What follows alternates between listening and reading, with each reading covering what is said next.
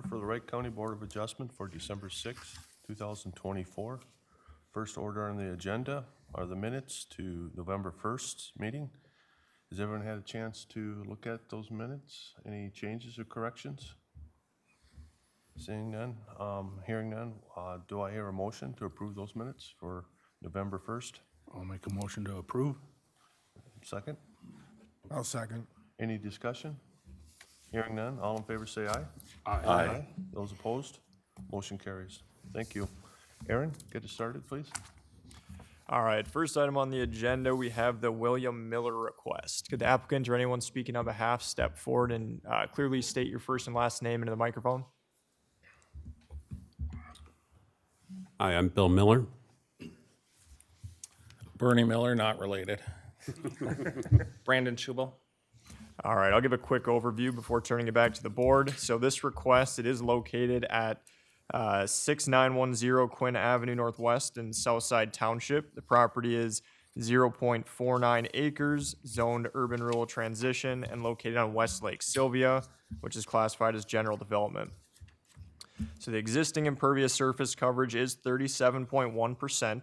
This request is to construct a 28 by 38.5 foot livable space addition and reconstruct the 850 square foot deck. That would be 68.7 feet from the ordinary high water line of the lake. The impervious coverage would then be dropped down to 30.9%. So variance is required to construct the livable space addition and the deck because the existing home is within the 75-foot shoreline building setback, and the impervious surface coverage would still exceed the 25% maximum. The township, they did approve of the request as noted. They also mentioned to include the addition of a septic on the parcel across the street, which is PID 217-000-321-116, with the condition to be restored to original condition upon completion. I didn't receive any other written comment from the public, so that'll wrap up my overview. Thank you, Aaron. Does the applicant have anything you wish to add? Yeah, I just, what we're doing here is adding some bedrooms. We've been here, we purchased this property in 2010 from Tom Lundeen. We've done extensive work on the lot, is trying to make it, my wife is a master gardener from the U, or got certified as master gardener for the U. So we've done a lot of work along this lot, getting it back to be more indigenous. We're very conscientious on the impervious part of it. The part we're doing here is our boys are getting older, getting married, having families. We need a couple of extra bedrooms over the garage is what we're doing. And then below the deck, we're just adding a screen porch. Thank you. Anything else, Bernie? Yeah, I'll add a few things. I think he explained fairly well what we're doing. And just a note for the township, when they were talking about restoring that, they're talking about the road, and they told us we have to directional bore it. We can't dig up the road. But, you know, they're okay with that. It's not uncommon to put a sewer line underneath the road and bore that. So, but if we do any damage in the right of way, we have to restore that. So, but yeah, so the system does have a current compliant septic system that is on the lakeside. It's an older system that they've changed how they size it. So the system is gravelous trench, which generally doesn't last a super long time, and it is really close to the existing house and garage and property lines, and so it's not something we can really add on to. So we looked at the options of replacing it in this same location or going across the road, and it makes a lot more sense to put it across the road, just due to the conditions and the amount of room we have. So we could eliminate some variances by, you know, with them having the back lot and putting the sewer on the back lot. I think a couple key things to point out is that we do not have any increase in building coverage. So the building coverage is staying the same. We're just going up over the garage. Okay, and the screen porch does not count as building. That has a deck above it. It's not enclosed. So Correct me if I'm wrong, Aaron. Yeah, I mean, if it's just a deck surface on top and you were to put like, let's say some screen underneath the deck so that bugs aren't flying in and it's not necessarily like framed in really from the underside, it's just screened in, we would consider it just part of the impervious coverage from the deck. We wouldn't consider it part building coverage. So, And so I think that there's some things to talk about as far as, when we started this, we knew we really are uptight against our building coverage, can't expand our building coverage much, pretty much limited out. We're at 14.25%. So the goal was to, I told them we were gonna need to reduce the impervious to try to get down to as close as we can to 25% and make as much improvement as possible. So I did put together a plan. I don't know if you put it in your packet, otherwise I can, which shows what we're removing as far as impervious to kind of what we're proposing to do, I should say. I have your plan that you submitted here. Okay, I sent you another one that had, that was kind of just hatched out the areas that we talked about removing. And if you don't have it, I can put it on the document. Yeah, we'll throw it on the document camera.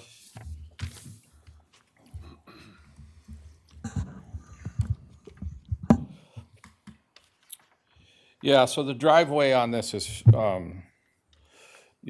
is currently a large portion. And again, they didn't do this, they inherited this when they bought it. So, it's not stuff that they had done, okay? So, and it's, we looked at all the things that we could try to remove to try to maintain that. And one of the things was taking out a portion of this driveway right here.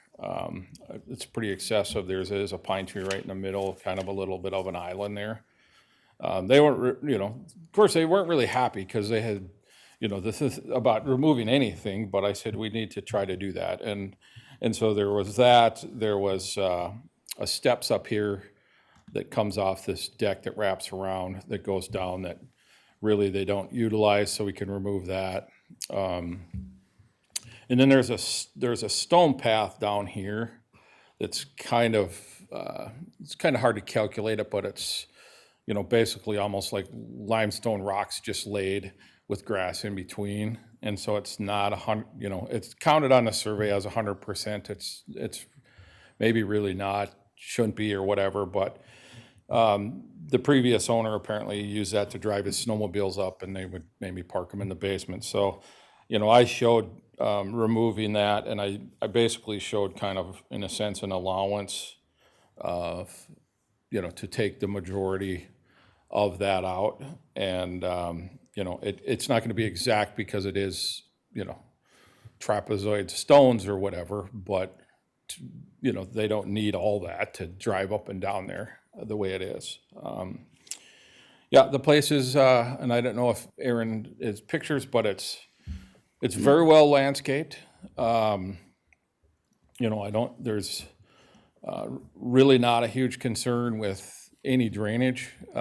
We talked about possibly some retaining walls, removing some of that, and anything we would do to that would not be helpful for stormwater or drainage. So, we basically decided not to mess with any of the impervious for retaining walls and stuff like that. So, I don't know if this looks any different now. This is an assessor photo from 2019, so it's, could be outdated. Yeah, I mean, we've added a lot. Every year we kind of add more to try to basically get it. There's more added along the shoreline here because we were a little worried about trying to prevent erosion. We did some indigenous plants along there, and then I've added more grass through here too, just trying to alleviate if there's any rainwater running down. Thank you. Is there anything else you wish to add? With that, I think what we'll do is we'll open it up to the public. Is there anybody in the public that has anything? If you could just set aside and let this gentleman up front.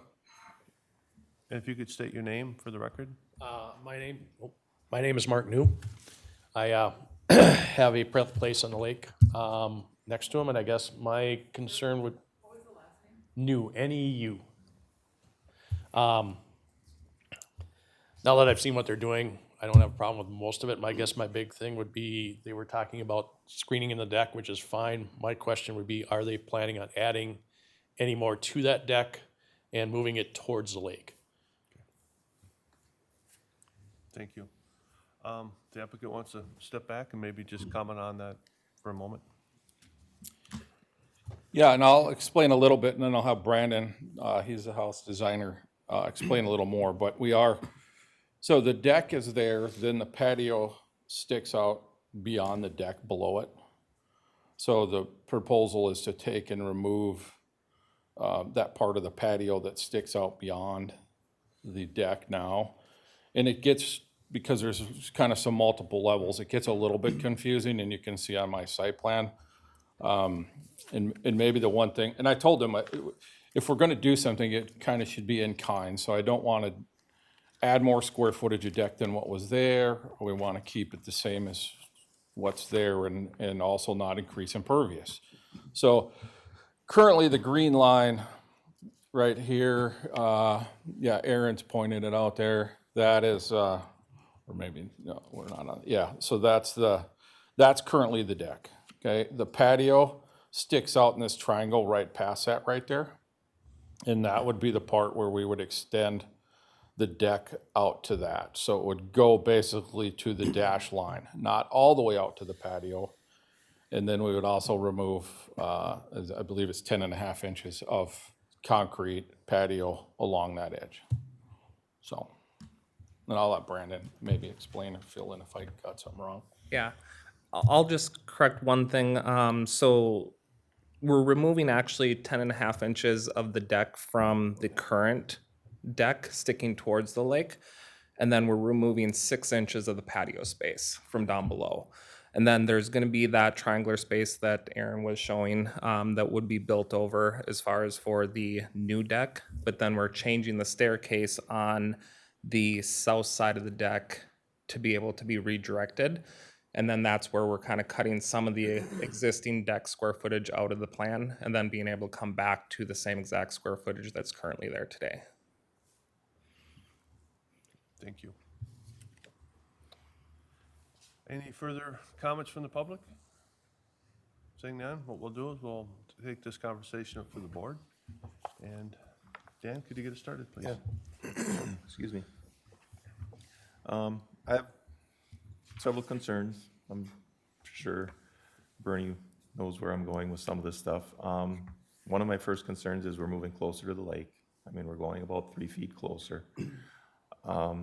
We have to come up with a hardship or a good reason to do it other than just a want. I mean, what you're doing is, yeah, is improvements and all that, but where is the need for it? In closing the deck underneath, I have real strong concerns about that because I've sat up here for a while. We enclose it now, and in 3, 4, 5, 8, 10 years, you've had it for 14, 10 years from now, the grandkids are getting bigger and we need more rooms, and we're enclosing downstairs, creating more living space. Part of what we're supposed to be doing is trying to protect the lake, and as we make this home bigger, we're creating more living space, we're creating more traffic, more on it.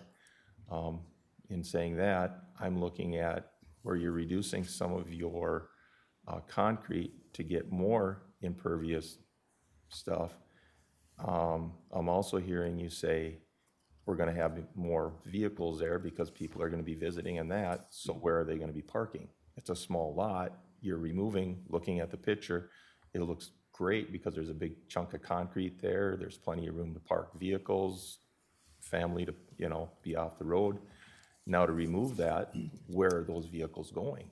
I mean, you got a 3-car garage, mom and dad got one, got 3, 4 boys coming in, you've got grandkids in a few more years coming in, you're removing it, these vehicles all gotta get parked someplace. And grew up on a lake, I understand lake life, all of that. People come to visit, we need parking. Right now, it looks like there's ample parking, we're over on impervious, we have a problem. But it's there and we've inherited it. To we're reducing some of it, but I don't see that we're gonna reduce it, because then they're gonna be parking on the lawn, or there's gonna be parking other places, it's gonna be hard packed, it's gonna be impervious. And looking at the deck and the plans, you're increasing that and you're adding a big fireplace on top of it. Where's the need for that, or where's the hardship for that? I guess that's where I'm coming from on a lot of this stuff, is where it's all a want, but where are we improving by what we're doing? In one improvement, we're adding a couple of bedrooms and we're moving the sewer across the road. I can understand that, but by adding bedrooms, we're adding more use to a lot. That's a small lot and they're already. Then it gets into, some of the water management. I know it's well landscaped already and stuff, but we gotta make sure we're not changing water or anything like that, and it doesn't appear to be that way. So I guess those are some of my concerns. I'll pass it on down the line. Thank you, Dan. Dan? Yeah, I concur with a lot of what Dan had to say. I would almost like to get a site visit of it though, because I kind of thought that you guys could remove a lot more concrete and maybe have your entrance to the garage from the side, but without designing the house. But I didn't see the retaining wall. I seen it, but I don't know what the elevations are there, so if it could be done. But I thought that would get rid of a lot of impervious. So I think there's some room to look at things like that. There's some pictures here that you can kind of see the Kind of a slope down. yeah, that one prior. Yeah, if the garage came off that, Yeah. that side, the gable side of the garage, I thought, well, that'd give them a lot less driveway need then, and park on the other side, but, Yeah, and that's where the parking, we own the lot across the street, so that's where the parking is done. I have a shed over there and we park basically over there currently. I guess that's kind of why I would like to maybe do an on-site visit of it and just see if there's ability, but I hate to see the impervious even at 30, and then that's letting the deck go bigger and closer to the lake. So, otherwise, a lot of what he said, I don't want to repeat. I feel the same way, so I guess I'll pass it from there. Thank you, Dan. Russ? I have to agree with the other board members there. I think we need a site inspection, just to see how it's laid out, and I would think I need one before I can determine what I want to do. And that's about all I got to that's it. Thank you, Russ. Bob?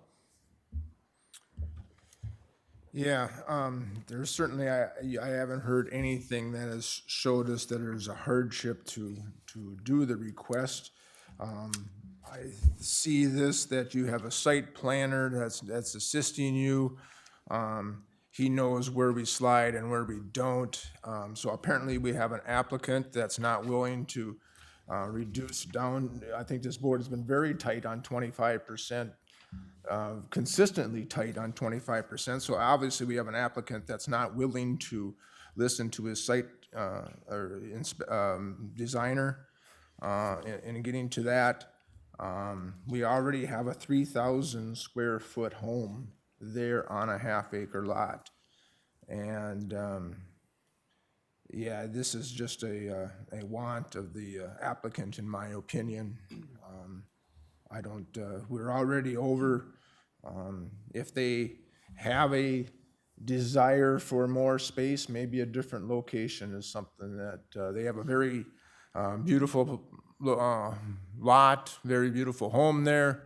Many people would be happy to purchase that from them. If they needed bigger space, maybe they just need a different location. Thank you, Bob. So I just want to point a couple of things out too. So this is like somewhat of a two-part request, right? We've got like the livable space addition up top and the deck. And they could correct me if I'm wrong, but assuming the deck wasn't there, the house portion itself pretty much meets all the setbacks. So, right, it's at least 65 feet from the road. I mean, 14.8, honestly, that's pretty dang good for when they built the house at 15 feet. And then I believe it meets the 75-foot setback from the lake. So, I mean, this could be also another way to look at it too. I just wanted you guys to be aware of that yes, because the deck is attached to the house, it's required to meet the setback. Because it's not, anything even proposed like bedroom expansions, whatever, livable space, technically it still needs the variance. But I just wanted you guys to be aware of that if maybe that got looked over. Thank you, Aaron. Just my thoughts were a couple. I like the idea of moving the septic back further from the lake. That's great. I like the idea of having, very aggressive stormwater management type planting around the lake. I think that's great. I liked how you guys had reduced your impervious surface. But I keep coming back to two really critical points, and one is the 30% impervious. That's really, like Bob said, is a stickler. We don't fudge a lot around that. So that is a concern of mine. And it is the encroachment toward the lake. Even though 68.7 is something that we have accepted, but this is new construction and we're moving closer to the lake. So that is probably another concerning issue that I have. I think what we need to do is maybe just pause for a moment. I think you've heard everybody speak. And if we were to vote, I don't know for sure, but it's likelihood as submitted that this would not pass. So the question before me is, based on what you have heard, do you think you could come back and present a plan that addresses the concerns of this board? So I'll add a couple things here, and, so if this was a brand-new house, then I think we could manage the 25%, right? I mean, we're almost at 40 right now. That's what they inherited. They have not added anything from what was done. So that would take a total, almost like a new house, changing the garage. I mean, the side-loaded driveway was done because that's where they put because of how the drain field, where the drain field had to go. So it ended up being that way, and that's a large portion of it. And a large portion of it is also landscaping, like retaining walls. So, going into this, the first, their primary thing they wanted was additional space in the house. In the house, talking to Aaron, it's like, well, and they initially thought that everything met all the setbacks and they would not need a variance to add the second part. So we find out because the deck is 72.7, not 75. The side yard is 14.8, and I'll elaborate a little bit on that, is that, when we draw our plans and do our measurements for what things are, we're measuring to the edge of the foundation or the block, okay? And then when something's built, they always have a corner trim or something. So when you go to try to survey it, it's almost impossible to measure the foundation, so you're actually measuring like the corner trim. So like the side yard at 14.8, I'm guessing it's probably, if you were to really dig into where the actual block is and what they count, it's probably really, really close to 15. So, I mean, and part of this is they would like to have a screen porch, right? So, they work through that idea and the whole concept. It's not that he didn't listen. I told him that, I told them we have to reduce the impervious just as much as possible, as much as practical. So, and I think the practical difficulty here is that, or the hardship is that this is what they have. There's a lot of things that they're not in control of. This house was here, this house was built, this house was allowed the way it was when it was built, and that's what we had to work with. If it was not that case, then, and they were starting from scratch, they could control that, but it's almost out of their control now. So, secondly, I think that when they started looking within the last few days, actually since Tuesday, they looked at the cost of what the deck was going to be, and they're thinking of not doing that. Okay, so if it made a difference, that we could pull that off the table, the entire deck portion, and focus on just adding the second story over the garage, because it's only over the garage. I think one of the recurring themes and you feel free to step in, but it has been the impervious coverage. And as you acknowledge, you know, you are limited, but these are the cards that we also have to work within. I mean, this is not the first time that we've had these kind of issues, and we really open up and set a bad precedent, you know, and that's why we stick with what we have, because these situations are really common. And like Dan had alluded, it's a small lot, it limits what you can do, you know. We're here to help and maybe mitigate some of that, but there are certain things that are, you know, red lines for us that are, and impervious is one of them. As far as some of the setbacks that I don't recall anyone on the board worried about the 14.8 setbacks, so I don't think that's a concern, but I think it's basically, you know, the proximity of expanding toward the lake, and the impervious coverage is what I've heard is one of the predominantly factors. And that, I guess, is the question before you, is if you think you can address that and come back, or give you, if not, then maybe either withdraw or we can vote on the. So the expanding toward the lake, though, has been taken off. Oh, sorry. So the expanding toward the lake has been pulled back because we're not doing anything, as Bernie offered, on the deck. So so that deck, okay, so that's out. Okay. Right. Okay, so you're at 72 then, is that what you're saying? Correct. Yeah. Okay, so, good, all right. Okay, But so we then still- we're at, I know, and on the impervious, so does it take then a site visit, as multiple people mentioned, to understand it better?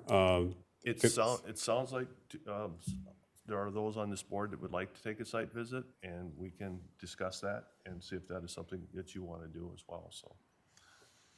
I don't know I'd if, like to do that. I don't know if Bernie ran the numbers or anything like that, so correct me if I'm wrong, but I think the reduction of impervious to get down to 25% would be right around 2,562. I don't know if you guys factored any of that in to see if that's feasible or a possibility.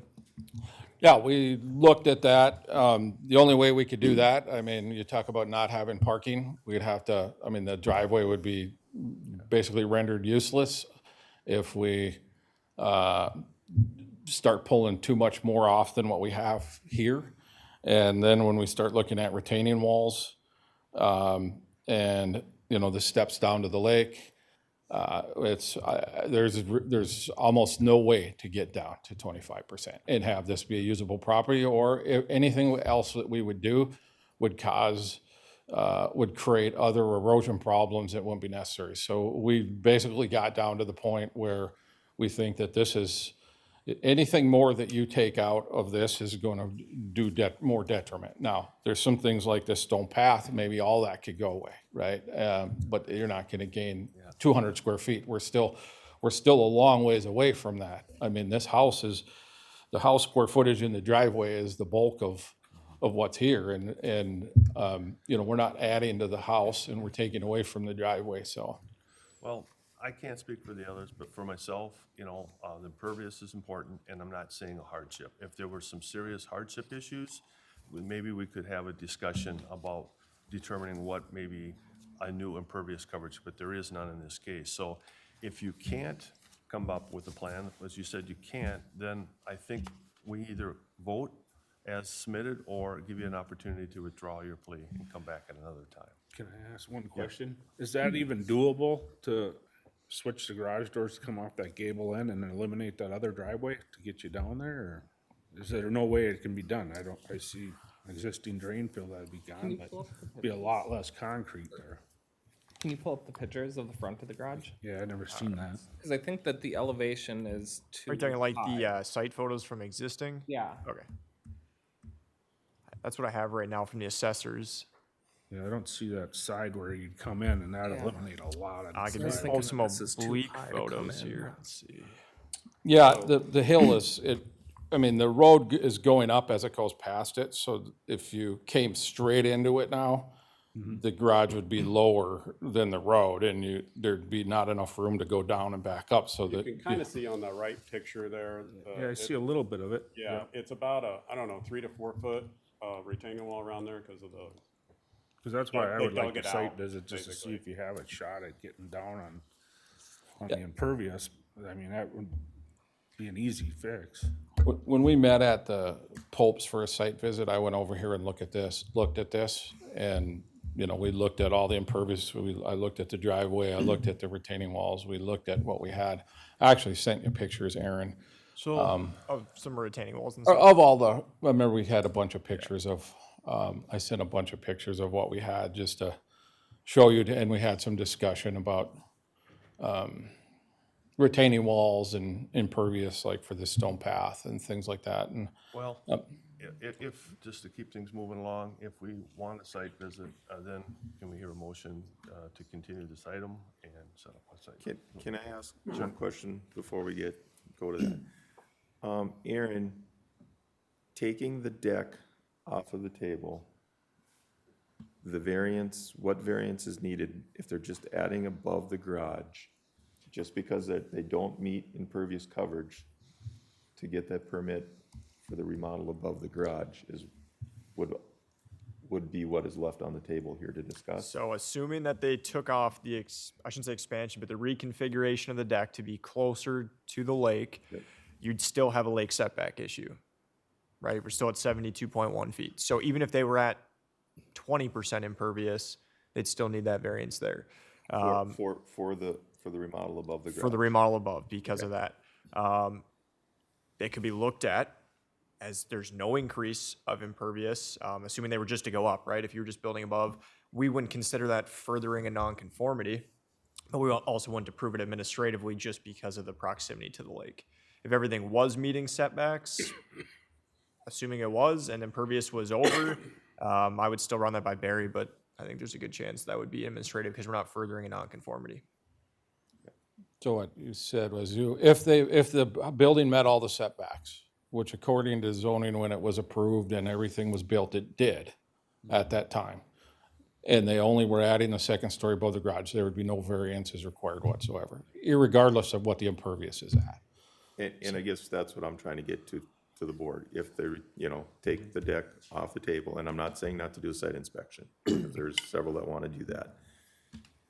But, just to clarify, if we're just remodeling above the garage or adding some rooms on above the garage, they're taking the sewer, they're moving it back across the road. I mean, we've seen things like this before. I'm not saying we've approved or disapproved, but we have seen these things before. But we're not getting any closer. We're not enclosing a screen porch down below. All we're doing is adding a couple of rooms above the garage and reducing impervious coverage by 6%. And I'm for doing a site inspection. I'm not saying that, but I want it clear so when we do go out there that we've talked about this publicly, because once we get out there, we can't necessarily discuss it. That we all understand what we're looking at and looking for. Again, I'm not seeing the practical difficulty, but maybe a site inspection will help, maybe it won't. No, point well taken. Yeah, that's kind of the big one for me, though, is that there's no hardship really there. Yeah, no, and I'm not trying to convince anybody, I'm just want clarified, if we take the deck off the table, moving closer to the lake is off the table, we're just looking at expansion above the garage and reducing impervious, is it enough? Okay? I just want to throw it out there. Yep. Should want to go out? No, I could make a motion to do a site visit. Okay. I'll make a motion to have a site visit I think we want to continue the item, make a motion to continue the item. and continue the item for a site visit. Do I have a second? Second. Any discussion? Sorry, I'm gonna miss that. Was it continue it to the next meeting, is that what you said? Yeah. Okay, so that would be January 10th, 2025. And then that was with a site inspection scheduled sometime at the end of the meeting. Okay. Thank you. Thank you. Oh, we got to vote on, I'm sorry, guys. And for the discussion, all in favor, say aye. Aye. Aye. Those opposed? Aye. Motion carries. Oh. Opposed, yeah. Thank you.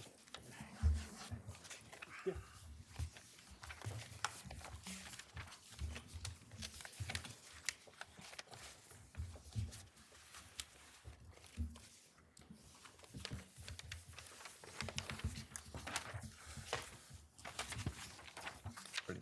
All right, next item on the agenda, we have the Troy and Carla Schoenberg request. Could the applicant or anyone speaking on behalf please state your first and last name? Carla Schoenberg. Troy Schoenberg. Bernie Miller? Brandon Schubel.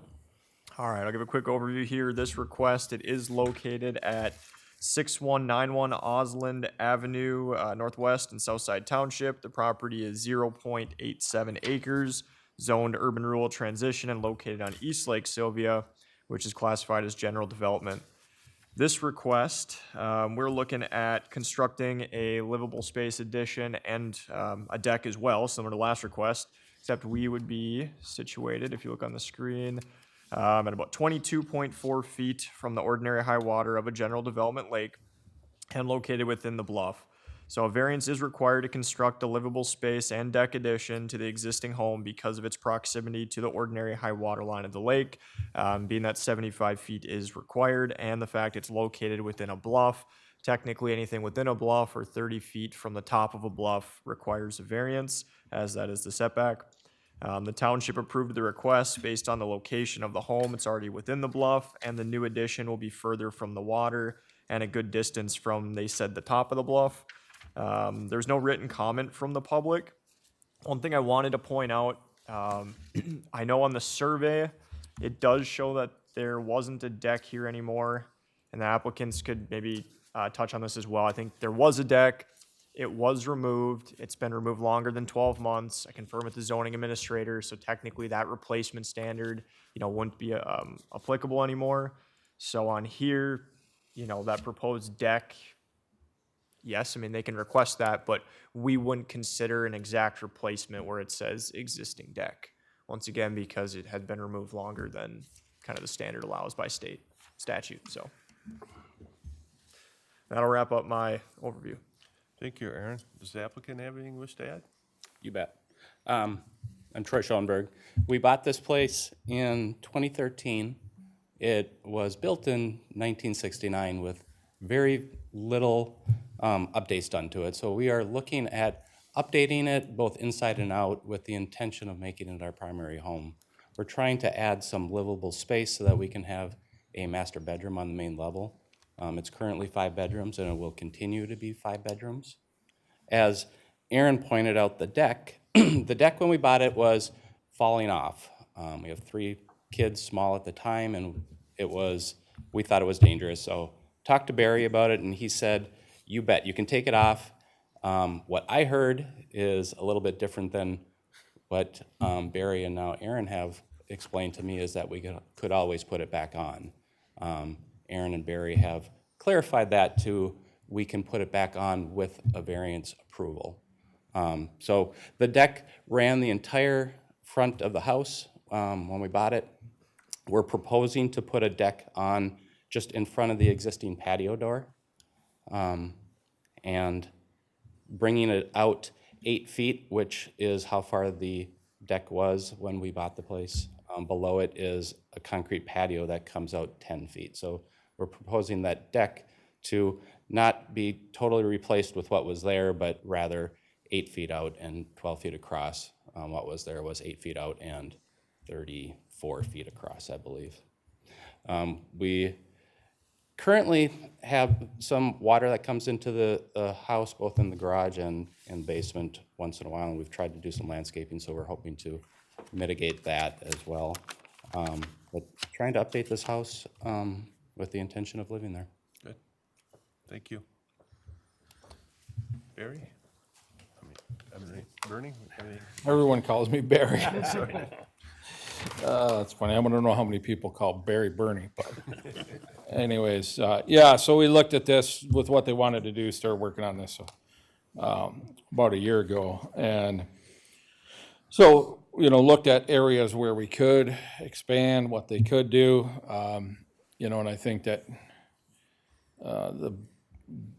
much like a lot of the situations we get in with bluffs, this gets a little bit complicated, and I think that, Aaron, weren't you the one, or was Barry the one that did the bluff determination on this one? I believe I did this one. Barry did the one neighbor to the east. I believe that went through a variance maybe a couple years ago. Yeah. That one, we only had data on that property. Now we have data kind of on both properties. So it connects somewhere kind of between where the bluff line is here and I believe that back, what we call like the southwest corner of, they had a retaining wall or something that they Yep. had clearly altered the bluff at some point in time, and so that it would connect up there. But that would meet the definition, at least, of the greater than 18%. So that's where the bluff line is at. If you can see it, it's hard to tell with all this kind of color going on, but there's bluff going, oh, it's easier on the survey. Here and here, so greater, enough to be considered bluff, but then this area here drops below the state's guidelines for less than 18% or a 9-foot rise over a 50-foot run, and then this right here kind of gets back up to that above 18% range. So, and then this person had the bluff over here as well. Yeah, so they don't have, I mean, they're against the lake, the toe of the bluff. Again, the toe of the bluff doesn't have a setback. No, there's no toe of bluff setback. Technically, once you get into the bluff, so once you're into the toe, or obviously within the bluff, or 30 feet from the top of bluff, it would be required to have a variance. So in this case, the portion that's being requested right here, that's in between the bluff line here and here, that, I mean, there's no variance necessarily for a bluff needed in that location. Yeah, so just a couple corners of that back part, there and there, yeah, are the parts that don't meet the bluff setback. We looked at trying to design, so when we first talked about this, it's like, well, we're gonna try to design as much as we can in the area we have available, which, and then try to accomplish what they're trying to get for living space that they need to make this a home. And so they had worked through that. I think in a lot of cases we try to, a lot of times we talk about 65 feet. The back portion does meet that 65 feet, or the southerly portion where that comes out does. This portion up here turned out to be 62 and a half feet. There was some reasoning as to where that wall and stuff tied into the house, and couldn't be more, but that's what it ended up being. The overall, we talk about a building coverage and impervious. The building coverage on this is 9.7 and the impervious is 20.9. So it is below that. And it does have a shared drain field with that neighboring lot, which is, there is a recorded easement for that, and they do have a common shared pump tank where both their septic tanks run into that. It pumps up to a drain field out back, and that has been certified and is compliant. And so we would have to add a lift in the basement for, currently there is, so the new requirement would require additional septic tank to meet the minimum requirements. So we would have to add another 1,000-gallon septic tank between the pump tank and that to meet current codes. I mean, it may be allowed to not have it, but it's a really good idea to have that. I mean, so that would make the septic, fully compliant and meeting all the requirements to do that. Thank you. Anything else? Brandon? No? Okay. I'm gonna open this up to the public. Public, have any questions or concerns? Seeing none, we'll take this conversation up to the board. And Dan, could you get us started? Yes, thank you. Well, again, it's like the last one we had, I find a lot of no hardship there, or hard to find a hardship. It's more of a want. With the toe of the bluff, I guess we've been doing site inspections every time, and we already got a site inspection, so I'm thinking without saying a lot more, a site inspection would be something I would like to see if the rest of the board is even willing to accept some of the things here, because I think it's asking a lot without a hardship. Turning in a cabin into a home, so it's a different use kind of too, so I guess I'll see what the rest of the board has to say. Thank you, Dan. Russ? What I've been hearing so far, I have to agree with the first two board members. But now, is that gonna change your water and all this? I mean, is it, you're gonna have to do a storm management thing? Your runoff, is there some way you can control that, or? Yeah, I think it's, I don't see this having a huge effect on that. I mean, the township brought that up too. The bluff is very well stabilized coming down, and then when it gets to the bottom, it basically flattens out from that port, and it isn't flat, but towards the lake. The only other portion that is really of any concern is this southerly side of the house as far as drainage. So that's where I said, we're want to maintain as much space so we can get drainage, and we definitely don't want to encroach on that setback on that side. And the way we have designed the house and the elevations, we'll be able to control that side of it. So if you require a stormwater management plan, that would be, something that's fine. But we do have a lot of green space for this water coming down from this bluff, more or less on the side where the septic tanks are and all that. And this area is pretty condensed. You can see, a number of houses right coming down into that circle driveway. The water's pretty well controlled right now. And I think what he was talking about and his problem was, the way that they built that and drainage around the house so they would get some water in the house. It's not necessarily that they have a water problem outside the house or drainage. So it's more so with older construction of the house and that. So, we'd be correcting some of that. Thank you. Thank you, Russ. Bob? Brandon, perhaps this is a question for you. We see the setback at 65 on the south side, and then 62. Can you explain why those walls or that addition started at where they started? Yeah, so can you pull up the floor plan maybe?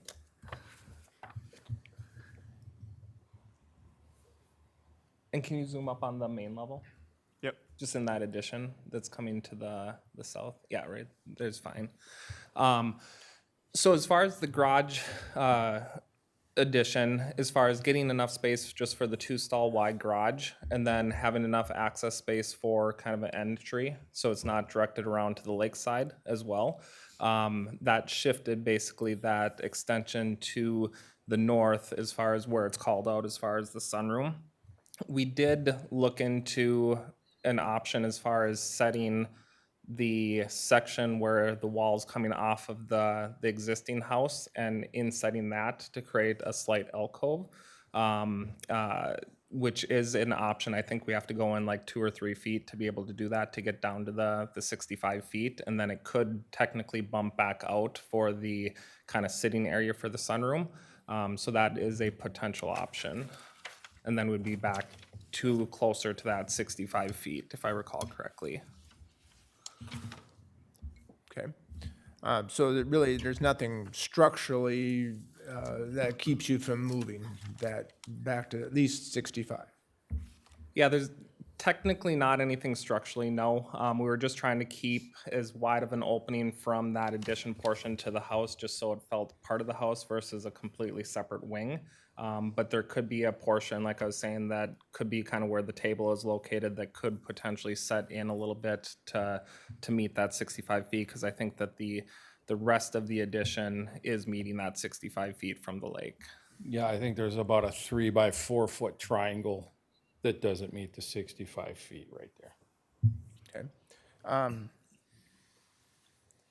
And I see it's going to be 5 bedrooms after remodel. How many bedrooms are in there now? There's 5 now? Oh, okay. So you're not adding any bedroom space, per se? Okay. And when I look at the toe of the bluff there, unlike impervious surface and that thing, I'm kind of okay with that toe of the bluff thing. it may require some creative landscaping once you get that close to the bluff, but that's one setback that I think that I am willing to accept. The deck, however, you're very close to the lake. You're only 22 feet with what you're proposing.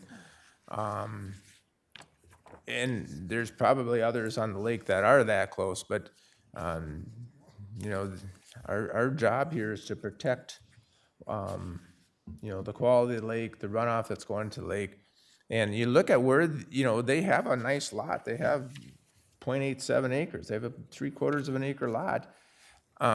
But all the impervious surface is really close to the lake.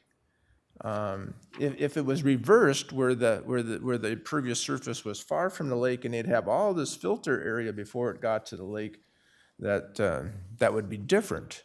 But you know, and what they have is what they have. Yeah, I get that. I just don't know if we need to make. Because the existing house is what, 30-something from the lake? No, if I read right? Yeah, 30 feet, or no, 30 feet. So there's that 8 feet, you know, and is that gonna make a big difference? Yeah, it probably does. But you're not going the whole way across the front of the house, you're just going the part of the way, is that correct? Okay. And there's a 10-foot slab that's already there. Cement slab that's already under it. Could you, speaking of microphone? Sorry. Thank you. There is a 10-foot slab that's already out and the full length because it was underneath the deck before. I see, So that is already there. okay, So we're just looking at the deck, just a portion just on top of that, okay, of where it'd be. okay. And far as, Mr. Miller, you know, the setback from the well is adequate with the proposal? Right? Yeah, the existing well is gonna go. That's been a problem, since the last time even they updated the septic system.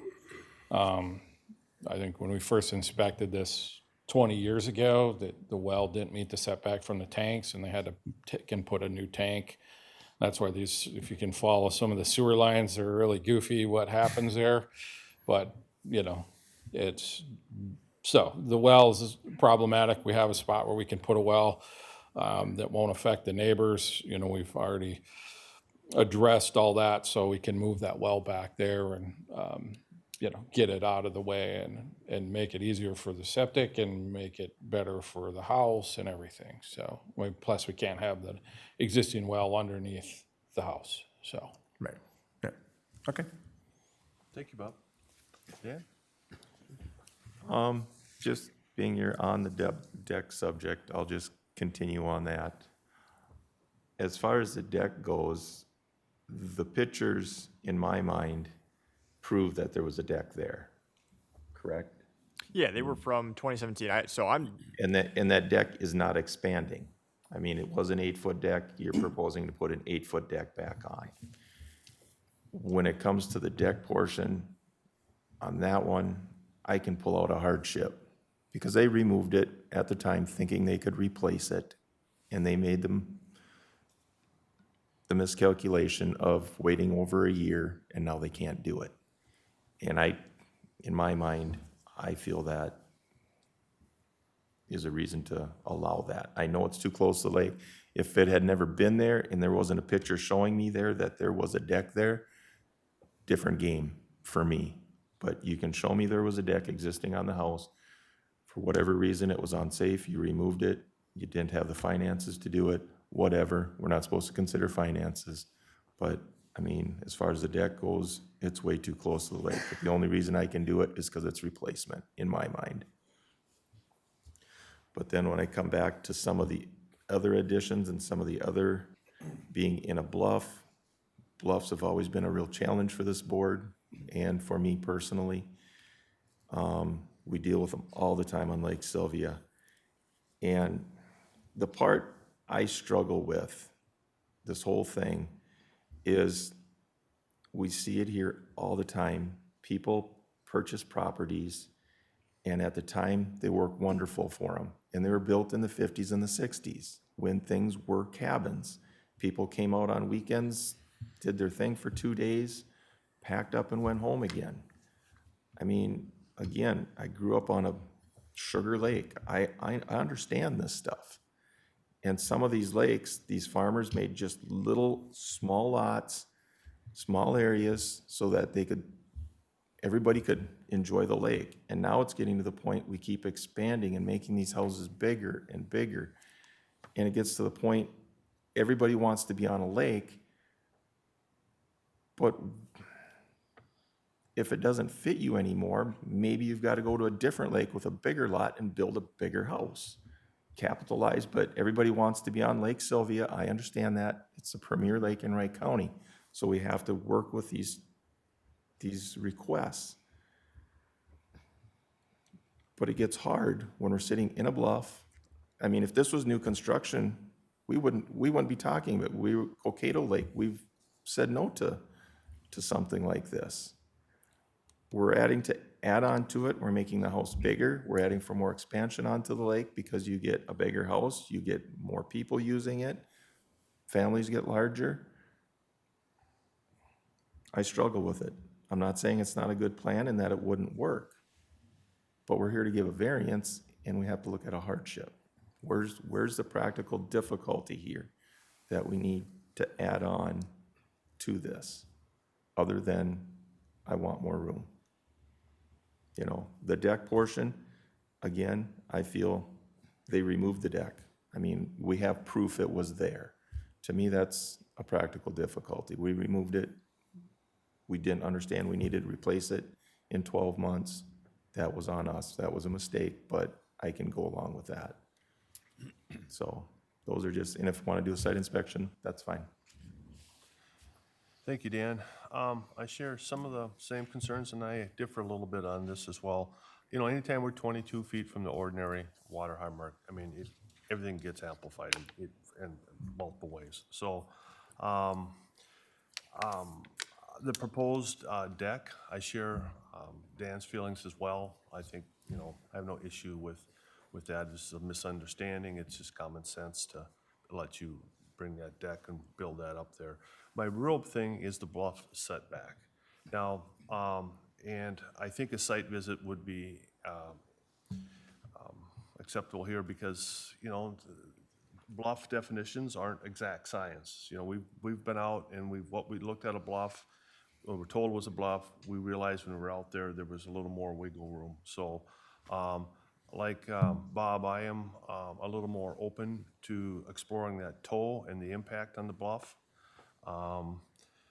As far as the setback, you know, the addition is at 65 feet from the lake. That is our minimum amount or our maximum that we've gone with. So I'm open to that as well. But really for me, it really boils down to the bluff definition. And the only way I feel I can answer that question is to look at it. I do have a couple other little questions. One, and I know Russ had brought it up, but I want to just dive into a little bit more. And it has more, we are increasing the roof surface of the building.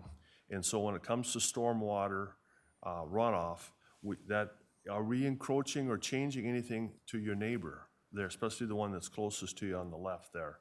I'm concerned that, you know, you're so many more feet closer to that property line in that house that we haven't altered anything during construction, that any stormwater that's coming off now that wasn't before could cause problems for your neighbor. So I'd want to make sure that that would be addressed and looked at. You know, we don't want to create a problem there. But I think based on what we've heard, are we looking at a site inspection here? I would like one. If we could, and maybe we could wrap it up with the other one at the same time. I mean, it would help me. So with that said, could we hear a motion to? I guess, Mr. Chair, is there anything anybody would like to see for changes, or, I mean, the plan as presented is okay, you would just, a site inspection. Is there any other suggestions, I guess would be my question. Good point, thank you. Mine would be, it'd help me a lot if I seen the site before I have any suggestions That's fine. for me. Just so the applicant knows. Yeah. Is all I'm trying to help out with. I think defining the, the bluff situation is really the big holdup for me. If we could see that, where that bluff line is in relationship to the addition, it'd be helpful. I do have a picture of that side of the house, if that helps. Pictures are great. But a site is Map better. is, but when you're there, it's fine. changed our minds, on Yep. many occasions, so. Yeah, I guess it's 65 feet. Does anyone have any issues with 65 feet? Is there anything we wanna? I guess we should ask, do we have an issue with the 62 feet? Oh, I'm sorry. Yeah, you're right. I meant, so where did I get 65? Well, Yeah, you're the other right. side of the house is 65. No, you're right. Thank you. I wrote my notes wrong. I would want to see that addition at 65. That would be a request for me on my part, to move that to 65. Because that would definitely be going against our maximum amount. For some reason, I apologize, I had 65 feet in mind there, and it's not, so thank you, Bob. I'll make a motion that we continue this until the next meeting and have a site inspection. I'll second it. Second it? Any discussion? One point, the next meeting doesn't work for us, so we push it out to February. Okay, Okay? not a problem. So I don't know, you guys have a motion on right now, right? Yeah. So as far as this goes, I mean, just as like an update or correction standpoint, we won't have any of our dates for 2025 other than January 10th kind of solidified until January 10th. That's when the board of that year approves all the remaining dates. So it would be a tentative date. There's definitely a meeting in February. I just, I can't give you an exact, this is it. So we could continue it, I'm guessing, with the notation that it would be the first meeting in February. Okay. No further discussion? All in favor, say aye. Aye. Aye. Aye. Those opposed? Motion So, carries. so to clarify, it's January 10th? Or we pushed it to February?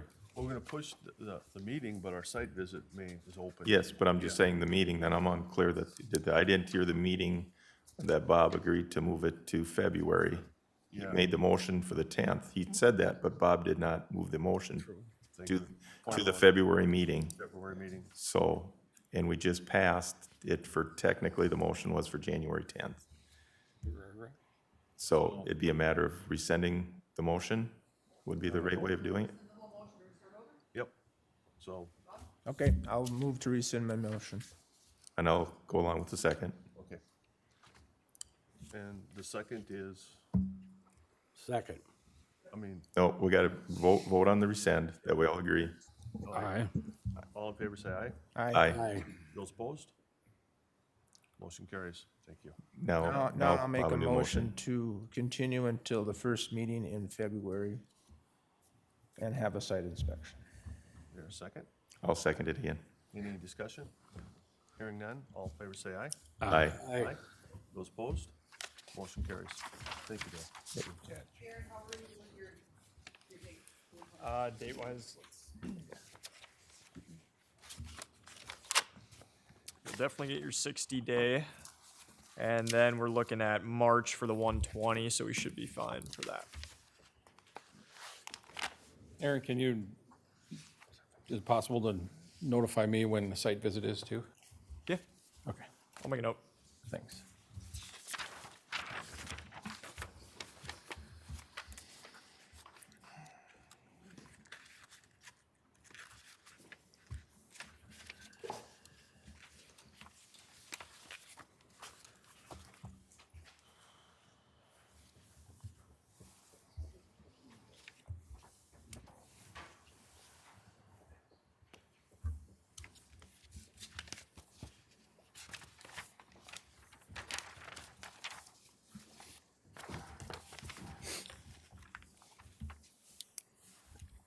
All right, next item on the agenda, we've got the Kyle and Hannah Olson request. Could the applicant state your first and last name? Kyle Olson. All right, so this request, we are looking at it being off of 80th Street Northwest in Southside Township. There are two properties involved here. It's PID 217-030-000-100, which is the 0.32 acre lakeshore property that is owned by the Olsons. And then the other PID number is 217-000-233-300, which is a 144.18 acre farm that is across the road, owned by the Keene family, or at least it's listed under the Keene family farm. So that request that we're being presented with today is to create a 2.2, technically, that's just what we roughly drew it out as. I think their agreement was 2.0 exactly. Correct. But basically, it's to create a backlot out of that farm parcel that would be owned in common with their lakeshore parcel. The township approved the division at 2.0 acres, out of 217-000-233-300 to be joined with the parcel owned by the applicants, which is the parcel mentioned already, 217-000-000-100. We did have a neighbor comment. They said they support the request for a backlot, and that'll be my overview. Thank you, Aaron. Does the applicant have anything wish to add? Yeah, good morning. So we bought this property in 21. At the time, our three boys were 14, 9, and 6. They're now bigger. And so I think it was built in 59, a small one-car attached garage. And so storage, parking, et cetera, has been a challenge. We live in Maple Grove, and so a fair amount of day traffic, if you will. Either our oldest son now is 19, friends coming up or our friends coming up. Our driveway from the street to the garage is one car wide. So it essentially, and the other part of that, it's not very environmentally friendly, but my wife and I oftentimes drive up separate because our boys are all in sports, and so one might stay, one might have to take them here, there, whatever. So parking and storage are an issue.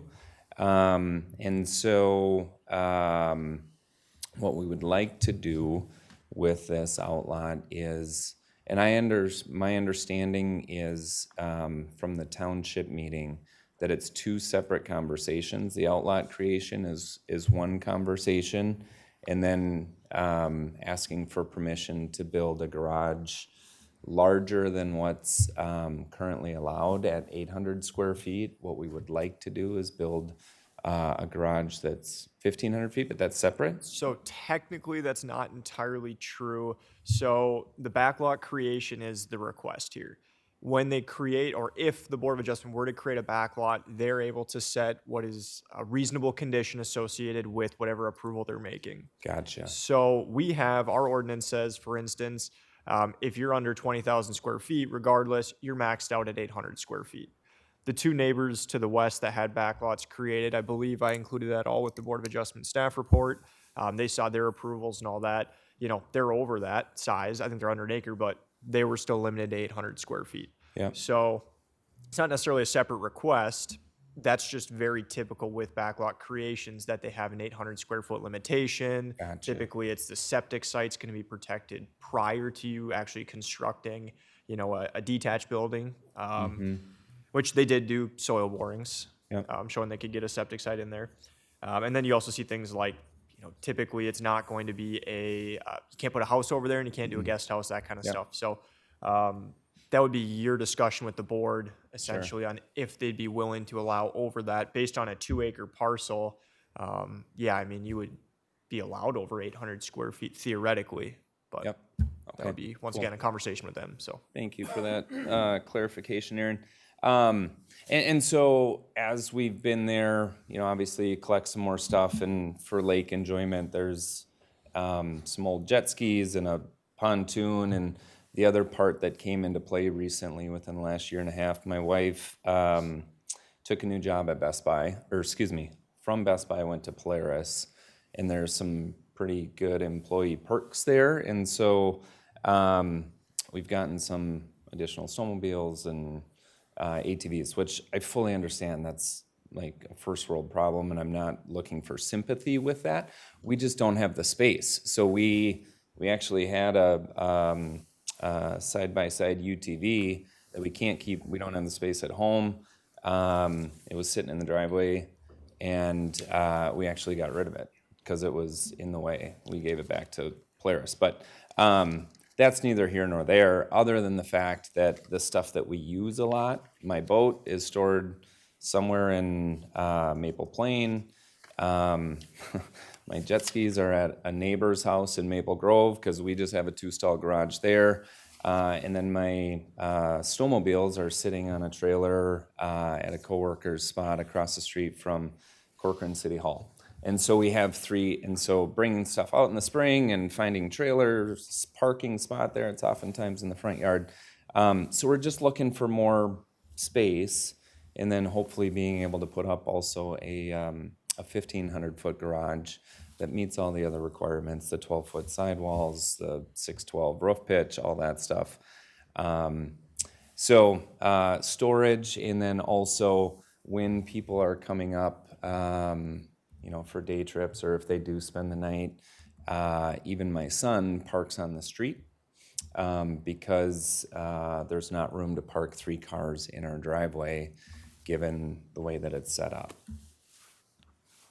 I think that's it. Thank you, appreciate that. You're welcome. Any comments from the public, any concerns? Seeing none, we'll take the conversation up here to the board, and Russ, you get us started. The primary reason you want that ground is maybe future septic system you could put over there? Or not, or just the building part? Well, hopefully, the septic was replaced when we bought it in 2021, or or major components of it were. I'm not really well versed in septics, but it was non-compliant. The sellers that we bought it from, I think they put in new tanks or something to bring it to compliance. So, hopefully that is never an issue. But that is a big concern, or a big consideration to this, is that we would have that space, potentially. So basically, you're going after you want bigger building, more storage. Yeah, we do not have any covered parking there now. The 1-car garage is not big enough for either my wife or mine regular size vehicle. Well, SUV, I should say. So your neighboring lots what you're proposing, is that pretty typical? Compatible with, look-alike with your neighbors? The outlot? Yeah. No, it's different. And the reason being, in talking to Bruce Keene, who owns that, or the Keene Family Trust, he is not interested in selling any farmland. And so when we talk to him, he's like, well, why don't you just take all of this? Because it's this brush, trees, non-tillable land, that little triangle there. So, when that came up in conversation, I was like, sure. Because just, as it tapers to the east, that becomes less and less usable because it doesn't have any depth to it as it tapers towards or less and less depth, I should say, as it tapers to the east. So, I suppose the 2 acres is different than what our neighbors have, but in this case, it seemed to make sense just given the shape of what he was willing to sell. Thank you. Yep. Thank you, Russ. Bob? Yeah, at first I thought about, does this limit your neighbors from having a septic system across the road? And, but obviously they're not here concerned about that, or, you know, and there's, I guess there's other septic options. There's always a holding tank if it has to be, or what, that sort of thing. And apparently what they have now is working without that property over there. We have a willing buyer and a willing seller. So I guess maybe you know, we can't necessarily, you know, force the issue of having septics across the road. The only thing I do, I guess I have a question for Aaron or legal counsel, is that, could the applicant give easements for septics in the future if he would purchase those 2 acres? Yeah, technically, I mean, I just drew something out quick as an example. So, as far as like, this is the 2 acres total. One of the included minutes I sent you guys from our previous hearing was a very similar area over here wanted to be picked up by one of these people down here. It was denied. It wasn't really a backlot. So you look at backlots really being directly across from the people that are living on the lake shore. There's only a few that really, you know, potentially meet that requirement anyways.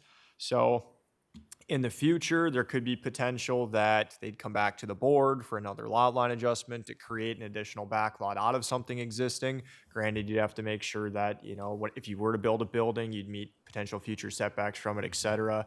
But also they could grant a septic easement. We've seen those a few times, people on Lake Shore. I think there's one on Union Lake a couple years ago. The guy directionally bored under the road, put a septic on one of the farm pieces.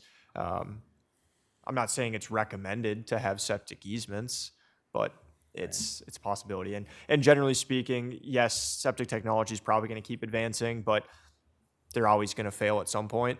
And so having that backlot, at least protecting an area for septic in case something happens on your lake shore, just, you know, you have that ability to move it across. As far as you guys know on the board, I mean, that's a very common approach to these backlot creations. And I think that was the same thing with the neighboring 2 as well, was protect the septic site first and foremost. Okay. All right. Yeah, I have no problem with you buying the backlot. As far as the building, there again, you know, conformity to the neighbors. You know, if we're only allowing the neighbors to have 800 square feet, even though you have more acreage than they do, perhaps the 800 square feet building coverage would be for conformity with the neighborhood. Thank you, Bob. I think before we continue, I think we need to take a quick break, I think. Yep, so if we could just pause, have a quick break. Okay.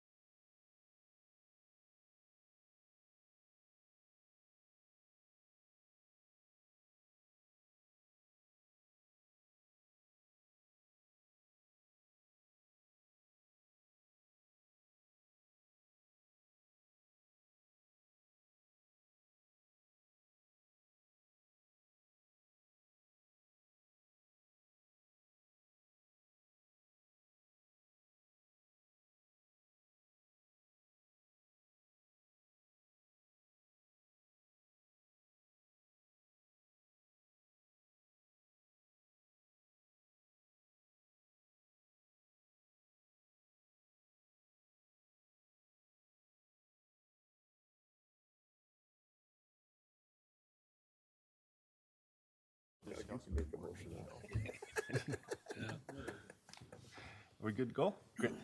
All right, meetings Unless we're gonna behind the wait board. for. Yeah, all right, we're probably fine. Okay. I guess the next person is Dan, can you? Yeah. Aaron, on this back lot, it's just 2 acres. What would it take to build a house on it? Would it take the applicant to come in to rezone it? What would it take to build a house back there? Well, obviously with the board's condition of it being owned in common with the lakeshore lot, condition, this has to be owned there. There's no additional building eligibility created by it. Now, in the future, that could be overwritten by a planning commission allowing a rezone to a different district. So I'm not saying it's gonna happen, but as an example, right here drawn up, I mean, essentially by the time you get over 150 feet this way, you've got 150, you're easily over an acre. That right there is over an acre. I mean, you could potentially petition a rezone to R1. If you get rezoned to R1, all Board of Adjustment conditions are pretty much off, and you could essentially ask for a home site. The likelihood of that, I don't have any say in. But I think land use plan, I put it in the staff report. Is it still, let's see here. I think it was still ag in that piece. Actually, I have it up. Yeah, so I mean, it would be second tier development. I mean, Mr. Mole knows probably better than most as he sits also on the planning commission. But if we conditioned it as such, as far as its current zoning designation goes, we would not allow a home site. And I would put a condition on there just to be on the more cautious side. So anyone in the future that maybe wasn't going through this hearing is aware, right? There's no guest house created out there, and there's no house as well. So whoever to fault through, right? Because it's a platted road, they're going to be separate PID numbers. Somehow it gets left off of a deed. Accidentally, it ends up in two different hands, which would still be an illegal sale, but they're not building a guest house or whatever on the north part and now having it as a home site. So, Okay. 'Cause I guess that's some of my concern, like, Member Newman brought up about one of my concerns is for some of these other lots, if they would have a failing sewer, we're removing that. But the lot, we're asking for 2 acre portion back there owned all by one person, and we're just not splitting off a small portion to have a sewer or to build a shed. With rezoning, I mean, I just don't want to create more problems down the road or more challenges down the road for Lake John or for this area. I'm not saying I can't go along with it, but I have really strong concerns about 2 acres as a backlot and the other homes not being included in it. I mean, there's at least 2 or 3 that could easily bore underneath the road and use that as a sewer site if needed. And that's one of the reasons that we allow backlots is for, for a shed of it, mainly for sewer, to try to keep these lakes, improved. So just something to consider as we discuss this.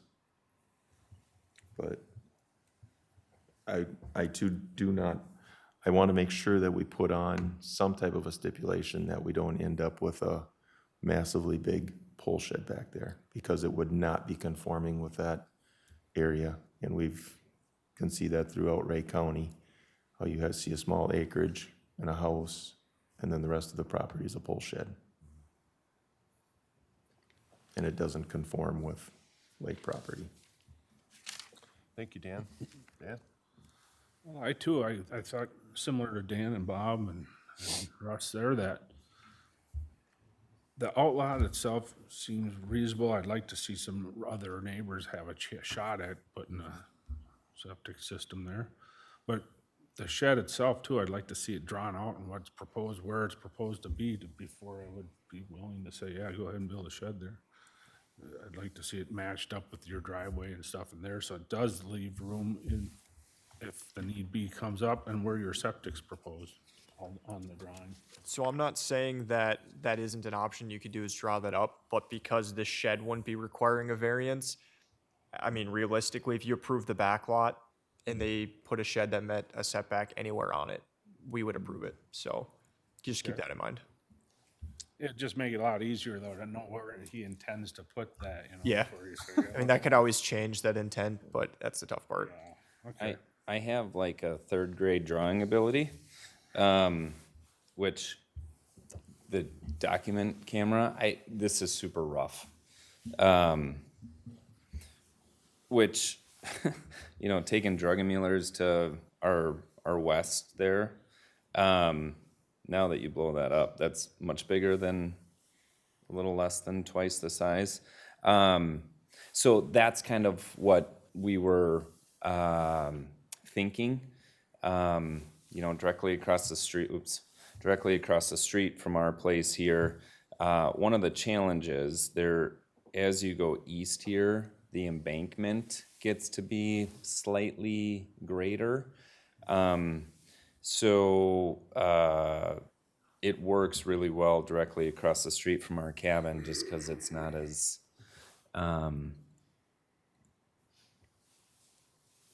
I think that there will be less dirt work to kind of cut through that embankment. And, you know, we have a 24-foot pontoon, and with the tongue, I think the trailer is probably 32 feet long. So it's a little tight there. That's why you see the mouth of, or the entrance of the driveway on my little rudimentary drawing here kind of fanned out at the street, is just to help ease into that access a little bit.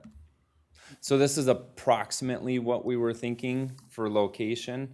The other part of that, if you can't see it through the Sharpie there, putting it there would require getting rid of less trees, because that's kind of the easiest, cleanest spot right there. If we were to move it east, or that would require more tree removal for access and for building. What size are you proposing there? I'd love 1,500 feet, a 30 by 50 stick built.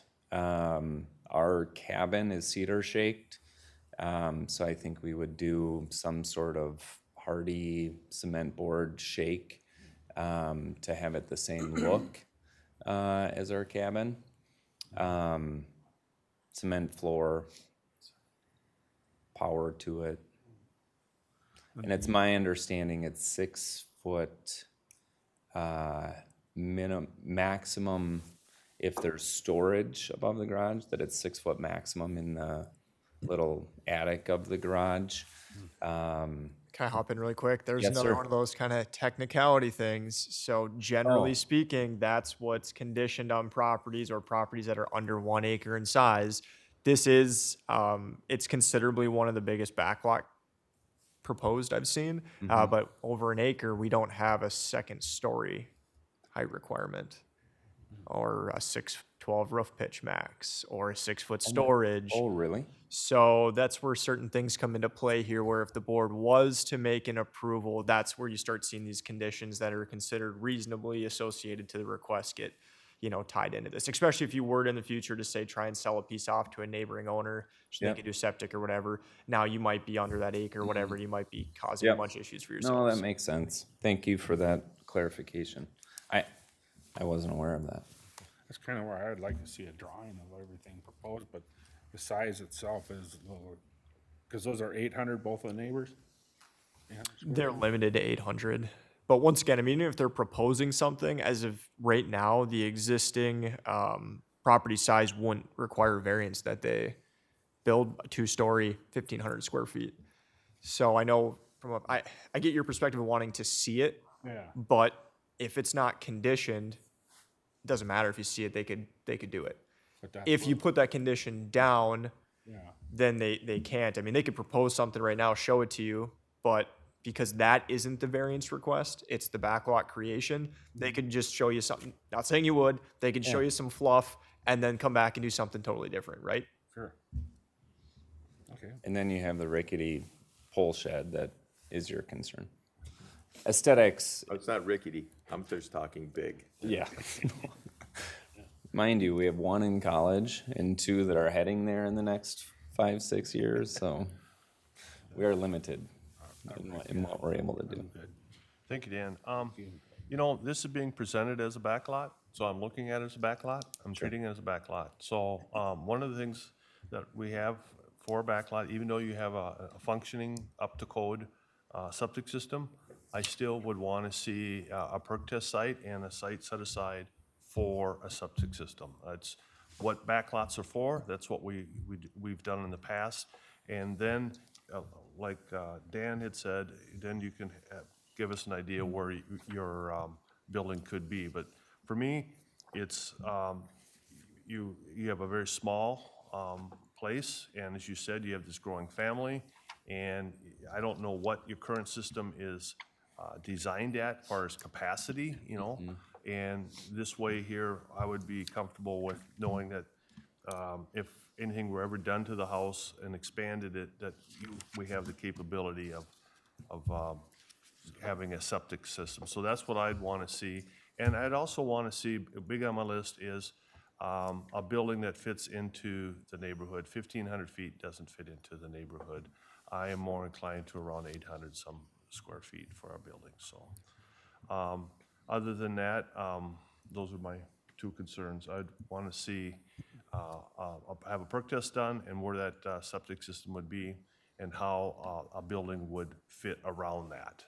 And, yeah, so. Mr. Chair? Yep. Aaron, question for you. Just say this were to pass, now this, the applicant is in control of that. It doesn't mean that he can't sell off portions to the other 2 or 3 backlots that would be adjoining, as long as he conforms it properly with his shed and all that kind of stuff. Or what do you Well, do? you'd have to come to the Board of Adjustment. This Yeah, is created but as a I'm just saying backlot, he's- so you guys would look at it probably at that point and say, okay, you're trying to create new backlot lines. By doing so, your building's this far away from the side, the newly created side lot line. That's a variance. We don't want to create something like that. So you'd kind of think things through. I do just really want to quick touch on what Paul said. Sorry for that, but so they did get their soil borings done in that northwest corner. Yep, that should have been included in your staff report. Okay. So typically, what would happen is soil borings are presented showing that you can actually have a location. We don't usually require a full septic design until maybe you're doing some construction, just to make sure you leave enough aside. Correct. So, and if you're far enough away from those anyways, then typically it's not too much of a concern. But yeah, so they do have that. Back to Mr. Moll's question. If you created it at 2 acres, regardless if they were to put a line dead center and no setback issues, we'd still send it back to the Board of Adjustment. You're creating an additional backlot, which they could then address what your existing building looks like. They could put new conditions on technically both of them, because both of them would be subject to that at that point. But they still would have the ability, if there was a need. I mean, Well, you have to be willing. Yeah, But but I'm yeah, just I saying, mean, I I don't mean, we see any could- we reason could- not to. you bring it back to the Board of Adjustments, there's still, if you meet some of the criterias and if it's planned out correctly on his part, whatever. Yeah. I mean, we aren't shutting the door on no more backlots, I guess is what I'm getting at, you know? I mean, if there's a need, there's a failing sewer, you have a willing seller to work with them. Because right now, Mr. Keen is the willing seller. Down the road, he may or may not have been, you know, whatever. I mean, it's just a matter of being a willing seller, and there still is that ability, which, you know, so as far as creating a backlot, I can understand that and go along with it. I can too. I just see that it'd be nice to have it on paper where, before you okay something, I'm not gonna put the shed right there on the corner.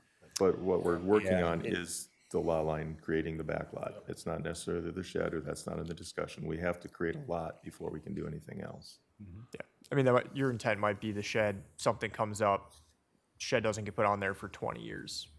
The backlot's still being created with the same conditions. So we have to look at it, primarily just based on the backlot creation and if you guys believe that a condition is applicable. If you don't place a specific condition on, let's say, size or whatnot, technically speaking, a 1 to 2.49 acre parcel, 2,400 square feet, 14-foot sidewall, 2 levels, there's a lot that could be done at that point based on its size. So keep that in mind.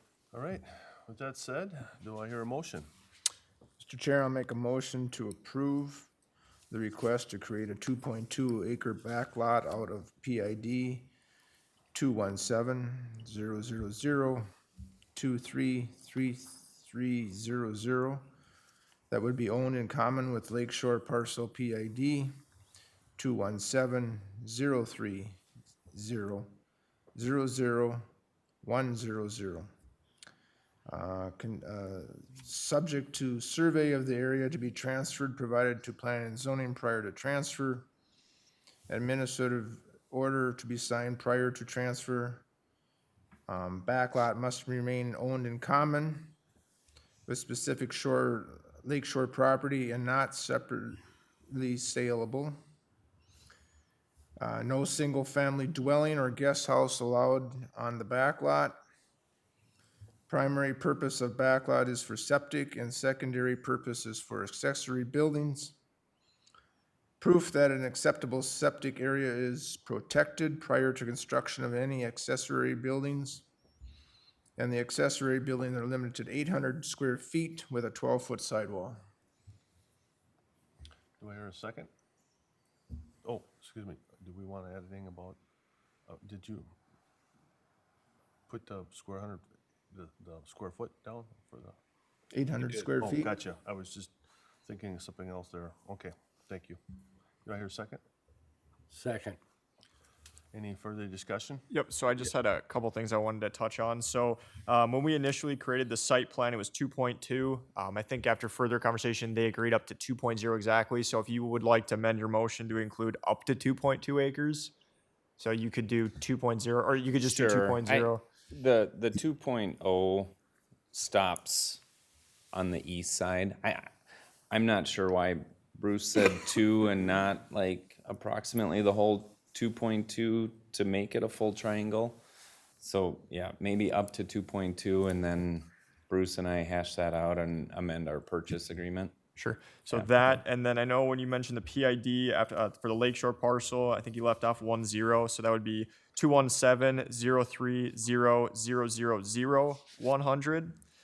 And then lastly, and I didn't think of it at all until our discussion, which is based on its size, that maybe the board considers no second story and no more than 6 feet of headroom in the rafter storage because it is over an acre. Mr. Chair? I guess I would like to discuss a little bit about the size of the building. An 800-foot building on a 2-acre lot is not very much. I mean, I'm willing to enlarge that if we don't have any storage up above or something like that, because it scares me with storage upstairs. All of a sudden, now there's a room. Now there's something off to the side. Thinking 1,000? Well, even 1,500. I mean, a 30 by 50 isn't a large building on a 2-acre parcel. When we start putting them on, like next door on just a small lot, then it gets to be large. And if it's done properly, it will fit, but I wouldn't want to go any bigger than that. I mean, giving them a limitation of 1,500, and that would be a 30 by 50. I know that's what he's asking for, but in my mind, on a 2-acre lot, positioned properly, you're still gonna meet the setbacks if you were to create other lots for backlots in the future, if there was a need and a willing seller. Yeah. Personally, I'm open to a little bit more, but however, as you just alluded, if in the future they do subdivide backlots, then all of a sudden we have this 30 by 50 building that doesn't fit in with the rest of the neighborhood. Well, So, then, you know, that's where I'm coming from. And that was the purpose of my motion, was when, for conformity with the neighborhood. Regardless if it's a 2-acre spot or, you know, a half-acre spot. You know, a 30 by 40 though wouldn't be, you know, that's not a very big garage. If it kept stuff off the lake and parked his boat and stuff up there would be, so I was thinking 1,200 square foot myself. it gets into that point, if it doesn't fit in the shed, where's it gonna go? Outside. I got 2.2 acres, technically it's still ag. Nothing says I can't park it outside. So that's why I'm Yeah, kind of where I'm at. I think That's- 800's awful small would be sitting out there. I was at 1,200, I don't know. You guys have any- We have to, it's Bob's motion, we have Yeah, to fail yes. it, one or the Yeah. other. Chairman, I'll call the motion. I'll call the motion. Okay, all right, so We got a second? All right, no further discussion. All in favor, say aye. Aye. Aye. Aye. Those opposed? Aye. Aye. So noted. Motion carries. Thank you. 800. So 800 is, okay, okay. Thank you, guys. Thank you.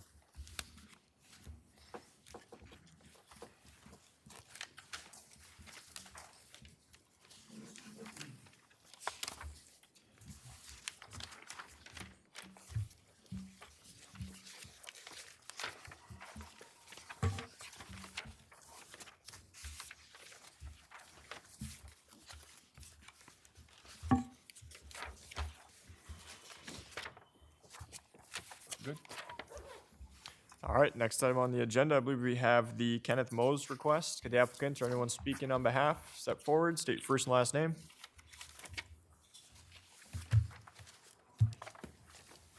Okay, Kenneth Mose.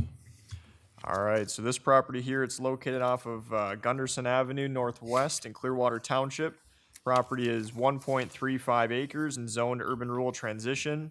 There was actually a previous request from 2004 where a variance did approve a 40-foot by 50-foot storage building on the property.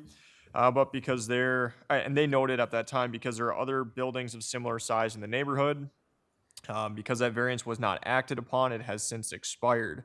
So this request is to construct a 38-foot by 45-foot storage building for a total of 1,710 square feet.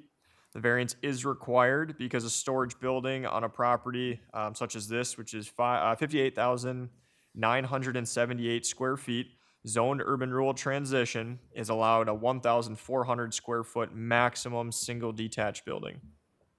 So, because it falls between 20,000 square feet and 80,000 square feet in size, your lot. So that's where the 1,400 square foot max comes in. The township approved the request, and we didn't receive any written responses. So I guess maybe to go back over that once again, because the property is between 20,000 and 80,000 square feet, 1,400 square feet is the maximum. If your building size was 1,400 square feet, we wouldn't ask for any variances. You'd apply, our office would administratively approve it. Because you're proposing 1,710, it exceeds 1,400, that's the variance. There's no setback issues here. Thank you, Aaron. Does the applicant have anything wish to add? Yeah, excuse me.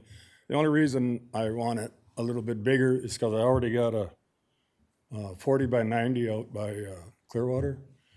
And I got trailers and camper and stuff like that. I'd like to put it all inside just for looks around there.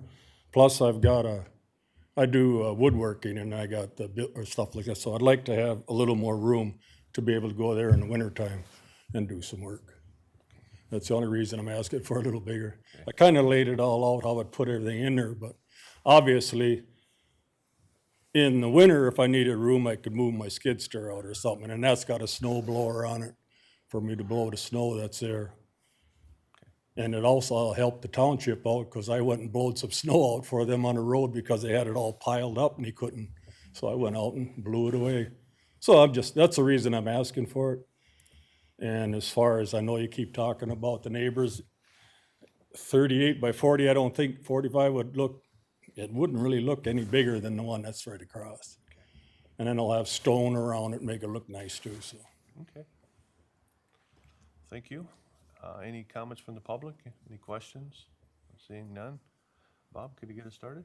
So how big is the one across the road? 36 by 40. 36 by 40. Okay. And do you own one of those houses that are in that area? Yeah, I'm right in the next lot. Right there, okay, all right. But this is a separate parcel? Is that Yep. correct? Yeah, because of the way it was platted, everything, we have to consider them separate, even though you own both of them. Oh, yeah. So that's the reason why we're not looking at it at a larger property size, which would potentially give you that allowance for, 2,400 square feet or whatever. And is there's no restriction on that those two parcels have to be owned in common or anything like that? They're Nope. both standalone properties.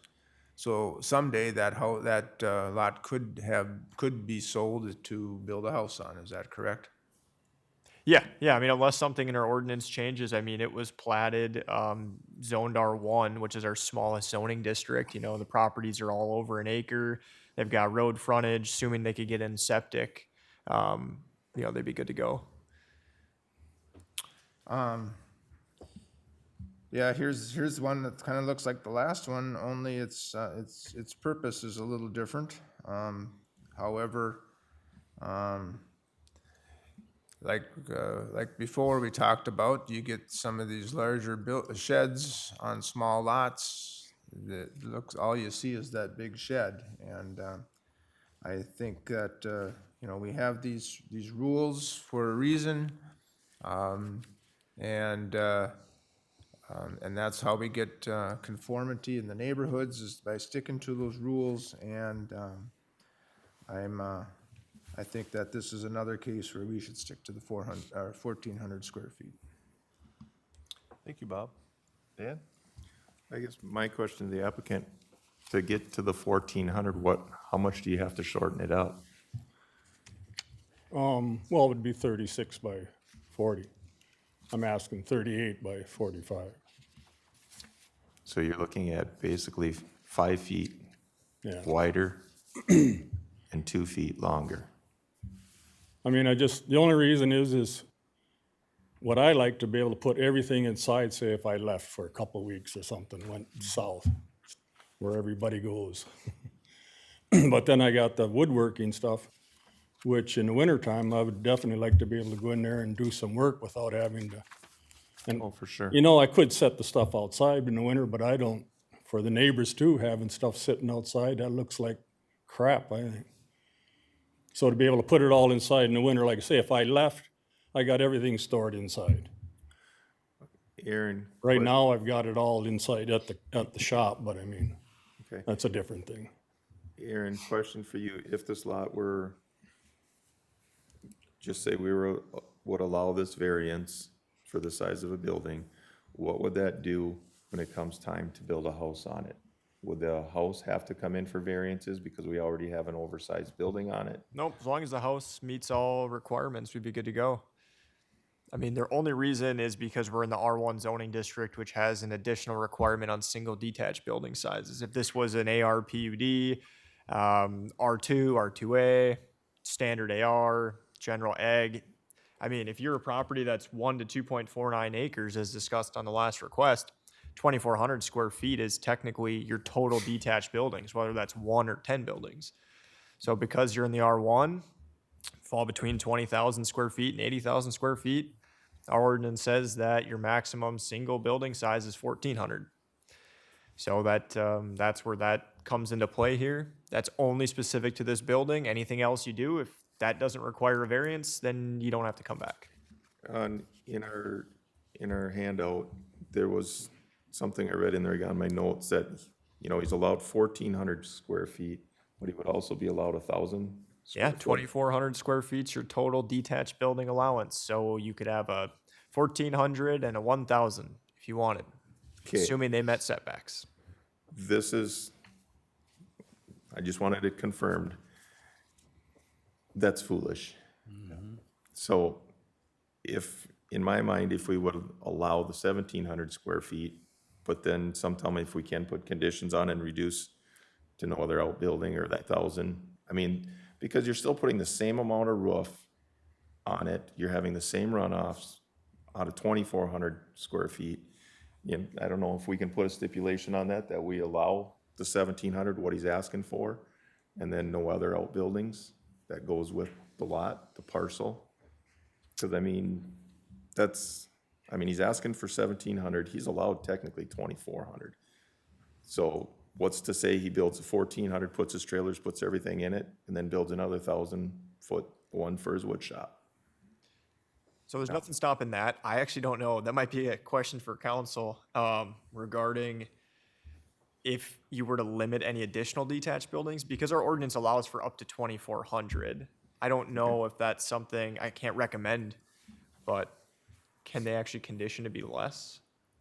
It's the first time I've had it come up, so I really don't know. Okay. That could be something we could continue to find the answer out to. Or can we just just leave it at, if we put it at 1,700, it's gotta go, he can't go over 2,400. Yeah. So then, That's then it that's comes gonna be down to our you can only ordinance build a. anyways. So yeah, anytime you wanted to add any little bit to that 1,700 square foot, you'd either have to come back for variance. If you wanted to add a 400 square foot in the future garden shed that met setbacks, no Not my variance needed. plans. Well, I'm just saying, Yeah, I know. I'm trying, They're trying to explore as many options that can Yeah. come up. It's actually beneficial that this is discussed. yeah, So I'm trying to look at our ordinance on some of these things that there's technicalities. I mean, okay, he builds a 1,400, builds a 1,000-foot wood shop. Now all of a sudden we got extra walls. I mean, everything is different. Allow the 1,700 and then, make sure we stay at a maximum of 2,400.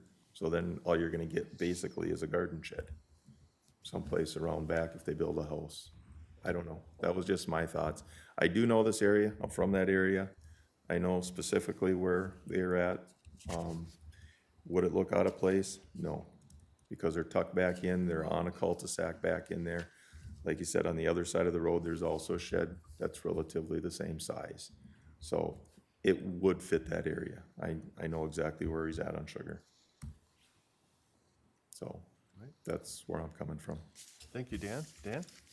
Yeah, I agree a lot with what Dan had to say. What's the height on them sidewalls? Is that a 12 your or 14? proposed, well, you'd be allowed up to 1,400 or sorry, not 14 foot for a sidewall. Let me just pull up your plan here. Okay. You had it as, what was it, 14? Yep, 14 feet. Yep, so I mean, sidewall height's fine, roof pitch, I mean, technically they are over an acre, doesn't have to be 612 or less, but they've got 412. So realistically, right, the only variance we're asking for is the size, for the footprint. Yeah, I think you start limited in space too, you start finding more stuff outside, so I think that's a good size and I have no problem with it. Due to the fact that you got up to another 1,000 if you went with the other way, and now you got, stay within that 2,400 square foot total. I'm okay with that. Thank you, Dan. Russ? So what I'm hearing is the 17 is more practical to you. But if you put the 14 in, then you're out of variances then. I mean, you don't have to come here to do an addition of something or do ya? No, that's correct. Let's say you put in a 1,400 square feet, that's kind of maxed out. You could still build up to 1,000 square feet. If you were to do a 1,700 square feet as you're proposing today, which requires the variance, if you wanted to add a lean-to 10 years from now, technically that has to come back to the board for variance unless our ordinance changes, which somehow gets rid of this additional standard, so. So basically, the 14 should be reworked for future, I'm not going to be able to speak on that as of right now. That's where I'm thinking, I'm in that zone now. So, But that's something that could be further discussion. So as of right now, back to the kind of what we have going on. We've got a 1,400 square foot max, right? You could build up to 1,400 right now, no variance needed because we're at 17. Yes, you could still add more in the future, up to 2,400. That is the total maximum allowed on the property. We're looking at a single detached building size. That is the only variance. If you get the approval and you want to add on to it again in the future and make it 1,900 square feet, have to come back to the Board of Adjustment, so. thank you, I have it pretty much. Thank you, Russ. The previous board, I looked at the neighborhood 20 years ago when they approved the variance. It hasn't changed much. We have a similar shed, close in size. And I want to respect the previous board's decision as well. And I don't have an issue with the 1,700 foot request. With that said, I'll make a motion to approve construction of a 38 by 45-foot shed at 1,710 square feet for storage building with considerations of the site plan noted as Exhibit A and the building plan noted as Exhibit B. And just to clarify that the property's got to stay at a maximum of 2,400 square feet of outbuilding coverage. do I hear a second? Second it. Second, any discussion? Hearing no discussion, all in favor say aye. Aye. Aye. Those opposed? Motion carries. Thank Thank you. you very much. Thank you, Aaron.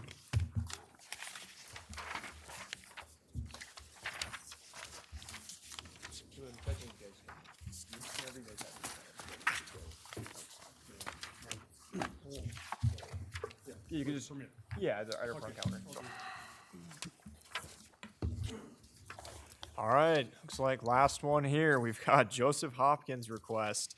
So we're looking at a couple properties here off Braddock Avenue Northeast in Buffalo Township. Yeah, we can. If you want to state your first and last name, you can do that. Joseph now or after. Hopkins.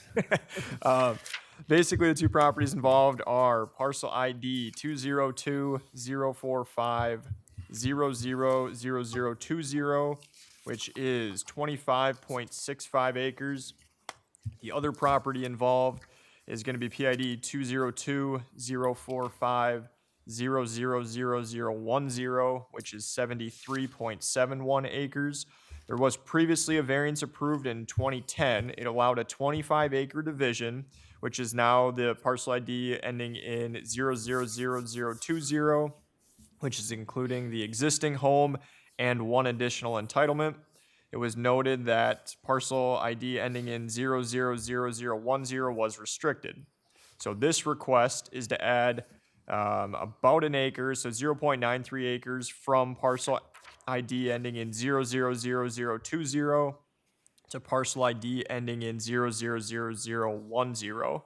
The parcel ending in 000020 would then be a 24.74 acre 1/40 division that still exceeds the 10-acre maximum. That's the reason why a variance is still needed. It would have been similar if they would have just came in originally asking for this 24 acres versus the 25 as the 1/40 division. The township approves the request as the property owner needs a driveway for farm machinery. I did not get any other written responses from neighbors. So that'll wrap up my overview. Thank you, Aaron. The applicant have anything wish to add? No, the only reason I want to add a 70-foot strip on that, do you have a picture of that? Oh, yeah. The reason is at some point, I've been using their driveway through their farmyard for 35 years. I bought that property, the farmland from them about 15 years ago. But anyway, at some point, they're gonna sell that. Darla's not a kid anymore. And I need to make a field driveway to get back, because otherwise it's landlocked. But on the north side there where my strip is next to the trees, it's swampy and it's lowland along there. So by going south a little ways, it gets into higher ground. It'll make it a lot easier to build a field driveway through there without getting into the lowland. So that's my request. Thank you. It's very helpful. But I have to ask the question, is there any comments or concerns from the public? Seeing none. I was gonna say first, I don't know about you guys, but I'm getting sleepy sitting back here. We'll move the conversation up here, and Dan, can you get it started? Yeah. Obviously, you've got to build a completely new road back there, or at least a field road. You just the field road, yeah. I really won't do anything with it up front, but just, I do gotta get Yeah. 'Cause leveled out. went by there this morning trying to figure out which house or where we're in between Yeah. and stuff, and took a look at it and stuff. And Yeah. yeah, I guess under the circumstances of looking at it, I mean, we're only taking a little bit off of the other property, backing the line up, and, you know, protecting the wetlands or staying out of the wetlands, so we're not dealing with that. I don't have an issue with what they're asking for. Okay, thank you, Dan. Dan? Thanks. Yeah, for me, it makes sense. I see what you needed, and there's a hardship for the swampy area to stay out of it, so I'm okay with it. Thank you, Dan. Russ? No questions. Thank you, Russ. Bob? So, Joe, if you're just asking for that 0.93, why, is there a reason why you just didn't go straight, like, is that west? With the, you know, coming off of the road there, the south line off the road, going straight west, whether you're taking 1 acre or buying 3 from them or 4, is there a reason you didn't go straight? I know, I guess I was only looking at what I needed to make my field road through there. We never even discussed going straight through. And, you know, it's just, it makes it neater, cleaner, Yeah, no, I agree. that sort of thing. Because I assume you farm even you know, the grassland and stuff around the buildings and that too. The stuff down by the road, they pasture that. Okay. Okay. But that was, I guess that's my question, I guess, is, Yeah. you know, if you're buying, you know, .93, well, you know, what's the difference if you bought 4? Well, right, right. I suppose I don't need to pay for any more than an acre that way. Otherwise, I never even looked at that as far as coming straight through. okay. Thank you, Bob. And likewise, I think it makes sense and it's a good request. So with that said, do I hear a motion? I'll make a motion to approve to add 0.93 acres from PID number 202-045-0000020 to PID 202-045-0000010, with survey of the area to be transferred provided to planning and zoning prior to transfer, administrative order to be signed prior to transfer, and concept plan noted as Exhibit A. Do I hear a second?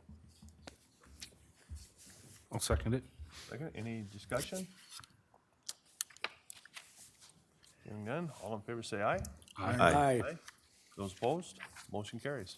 Thank you, gentlemen. Next order on business, I think we need to schedule a site inspection.